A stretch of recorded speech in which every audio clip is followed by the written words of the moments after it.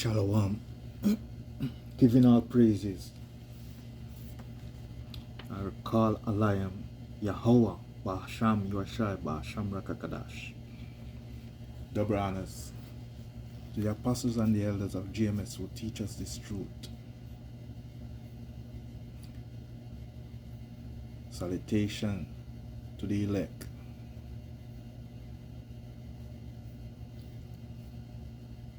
And as you can see, disclaimer, copyright disclaimer.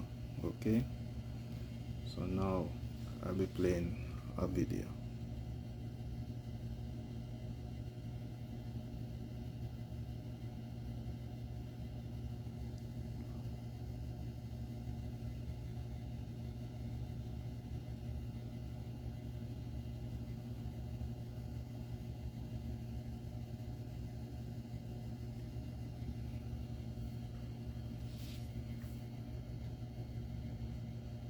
They're developing the international infrastructure to compete with the United States Defense Department infrastructure through the World Bank and the Pandemic Fund, building laboratories looking for pathogens, using the PCR to scare people into thinking, oh, you got bird flu or monkeypox or whatever it may be. It's a psychological operation, and unfortunately, they're really, really good at messing with people's heads. Vaccine hesitancy is one of our top global health threats. Missed opportunities to vaccinate lead to unnecessary suffering and death. Today we're diving into the murky waters of the World Health Organization's so-called pandemic agreement or accord. You've likely heard the buzz about this global health agreement sold to the public as something that won't compromise national sovereignty, but will be a legally binding treaty adopted by member states, of which Canada is one, to allegedly enhance global cooperation, equity, and preparedness for future pandemics.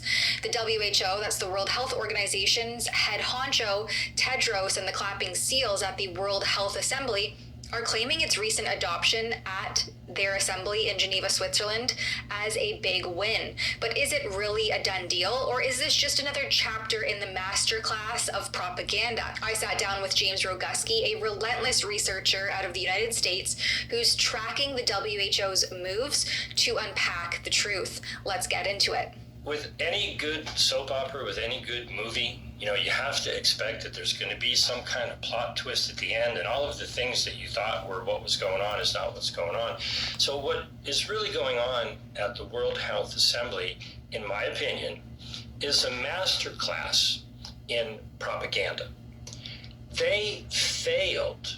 The WHO, the World Health Organization, and their negotiating body failed miserably. They didn't even come close. They didn't even have a working draft of the annex, that sharing agreement. It's essentially profit over people. That's the name of the game. And it isn't about protecting your health. It's about funneling billions of dollars to big pharma, while certain nations foot the bill for pathogen hunting.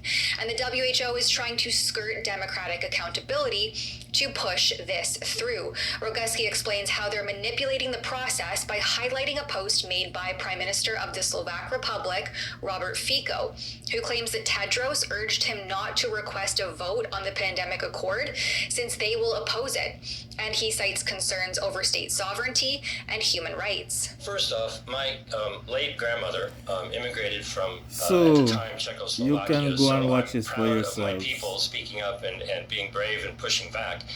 But there was a quote that was in that tweet that President Fico put out where it seemed just so wrong. It seemed like Tedros was saying, you're standing in the way of democracy because you want us to vote. So Now, this all might seem unbelievable if it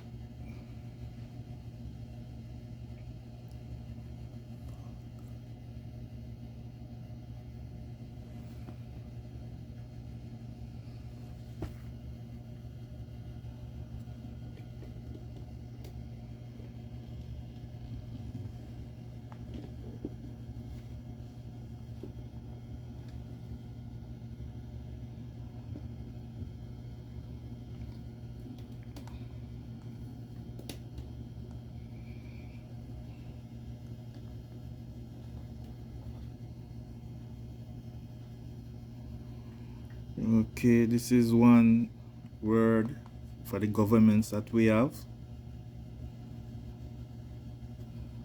If you can see.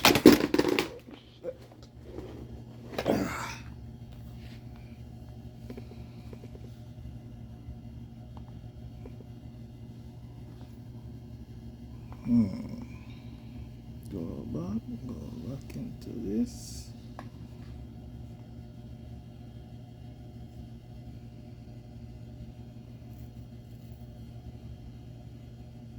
Okay. So that Christocracy, okay, government by the worst element of a society. So that's what's going on right now. The worst elements of a society is running this shit, okay. Another word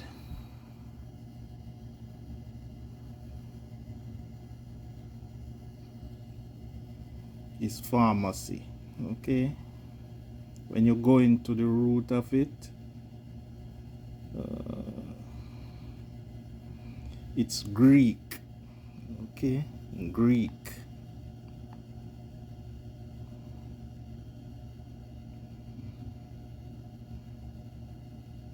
So they deal with drug, poison, charm, spell, enchantment, okay, poison, sorcerer, witchcraft. That's what this is coming from.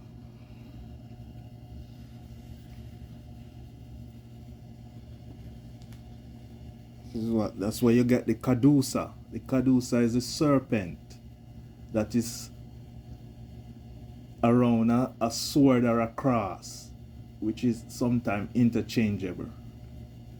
That's what's on the medical, so-called medical vans and all of that. And an hospital as well. So now,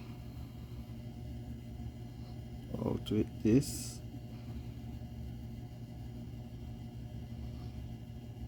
And I'll be bringing some scriptures.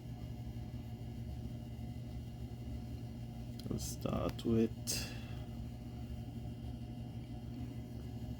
Job 9 and 24.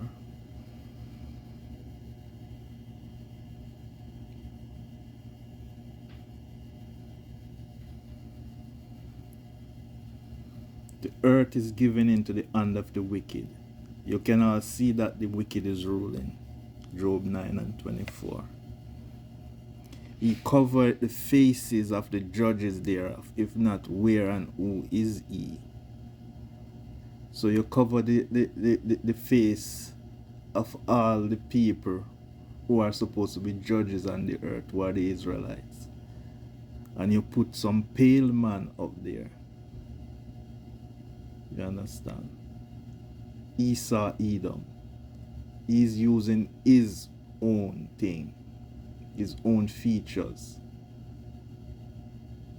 his own image to say he is God. He is the Son of God. Isaiah 14, he is God. That's what he's saying. And then his images are put up all over as the angels, as the Son of God, as everything that is good and pure.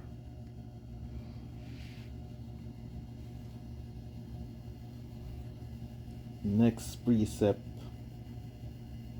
Job 12.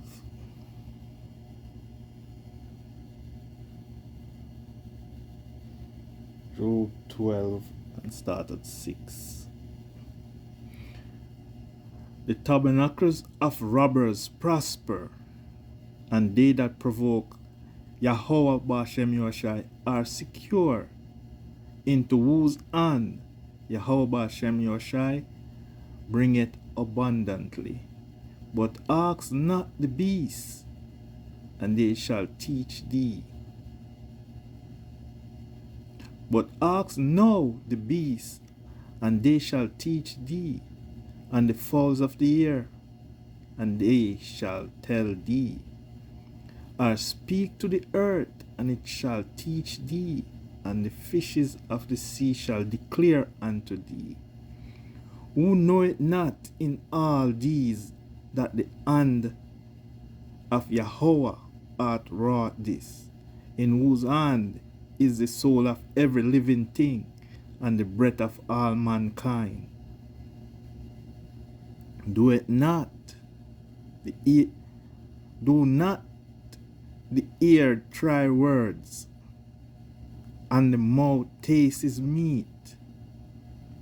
With the ancient is wisdom, and in length of days understanding.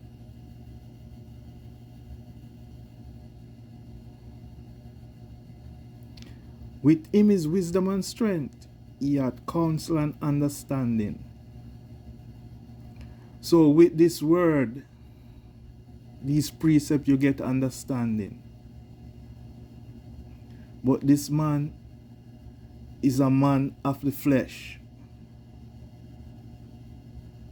He's a robber, and he's prospering because Yahawah hath given the earth into his hands. So he's running shit, so to speak.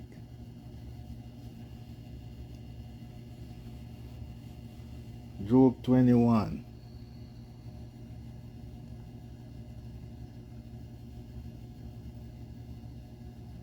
And 7.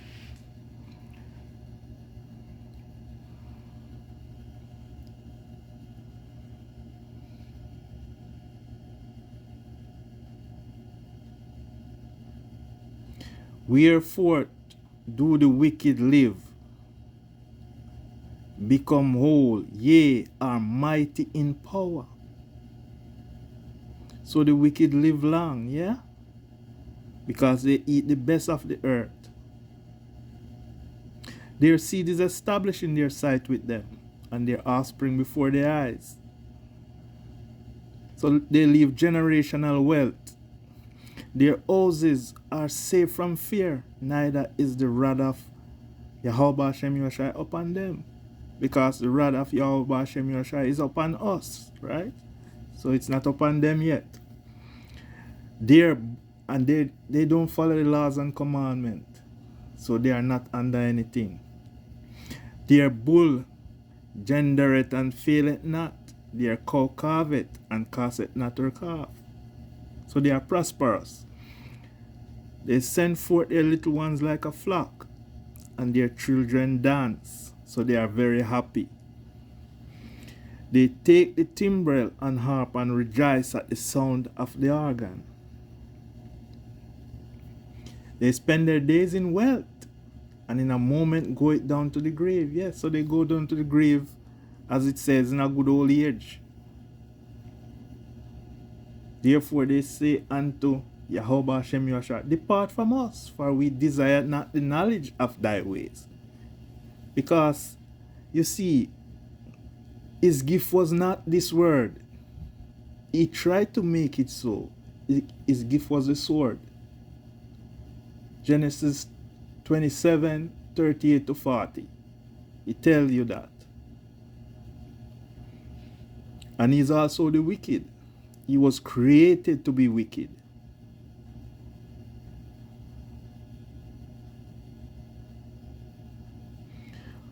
What is the Almighty that we should serve him? And what profit should we have if we pray unto him? Lo, their good is not in their hand. The counsel of the wicked is far from me. How half is the candle of the wicked put out, and how half cometh their destruction upon them? Yahawah Hashem Yahushua distribute sorrows in his anger. They are as stubble before the wind, and as chaff that the storm carried away. So Obadiah 1 tell you that they will be stubborn.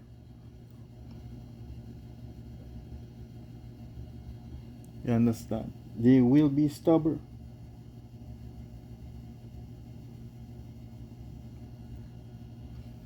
Next precept, Psalm 17.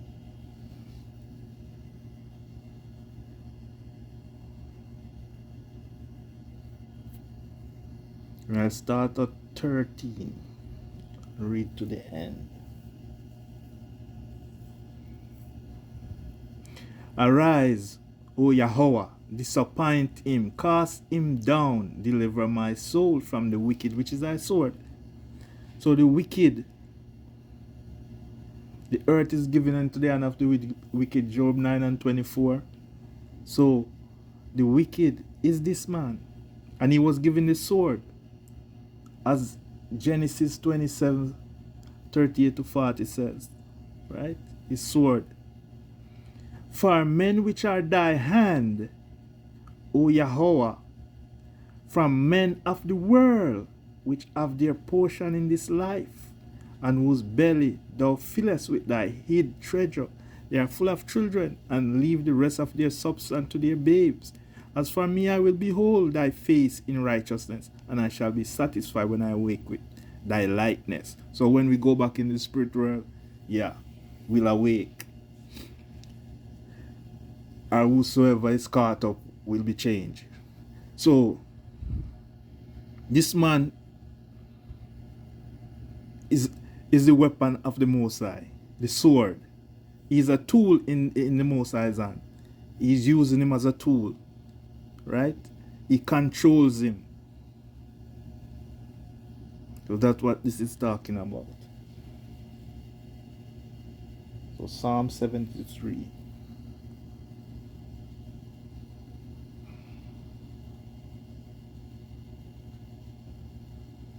And I'll start at 3.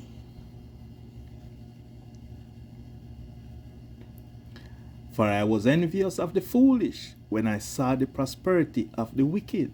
Yes. We think, why not us sometimes? But once you come into the truth of the knowledge of Yahawah Hashem Yoshai, and you understand what is going on, you don't want no portion of this. You don't want none of his blessing. Because his blessing is carnal, is only for a little time. For there are no bonds in their debt, but their strength is firm. They are not in trouble as other men, neither are they plagued like other men. Because this is his world. He controls it. The curse might be lifting from us and going on to him, but he's still in power. He's not been cast down yet. Therefore, pride compasseth him about as a chain. Violence cover him as a garment. So yes, he's covered with violence. He's a violent man. Right? He can't think things out. It's all about violence for him. You see what happened, what is happening over there in the land. Yeah. And in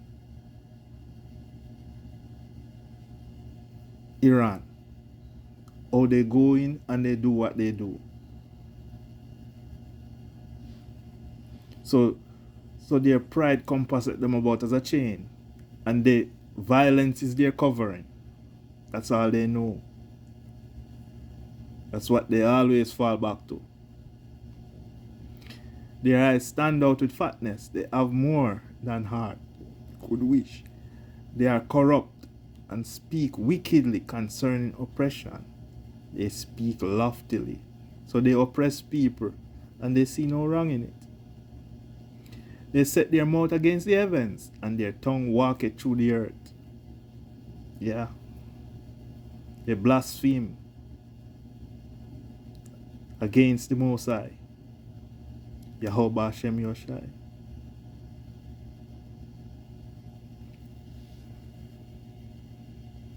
So the next precept is, I'll go to Daniel 4 and 17.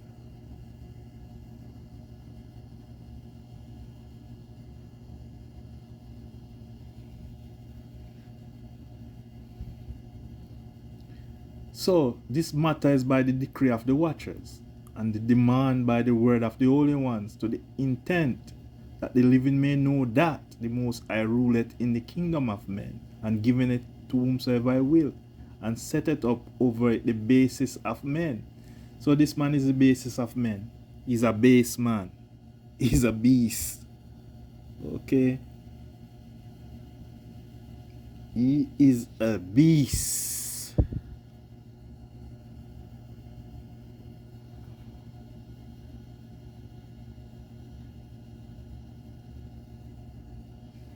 So I'll jump to Daniel 7 and 26. But the judgment shall sit, and they shall take away his dominion, to consume and to destroy it unto the end. And the kingdom and dominion and the greatness of the kingdom under the whole level shall be given to the people of the saints of the Most High, whose kingdom is an everlasting kingdom, and all dominion shall serve and obey them. Higher too is the end of the matter. As for me, Daniel, my cognition much troubled me, and my countenance changed in me, but I kept the matter in my mind. So I say, call a lion, Yahawah Ba'Shem Yoshai, Rakakadash. Peace and salutation to the elect. Shalom.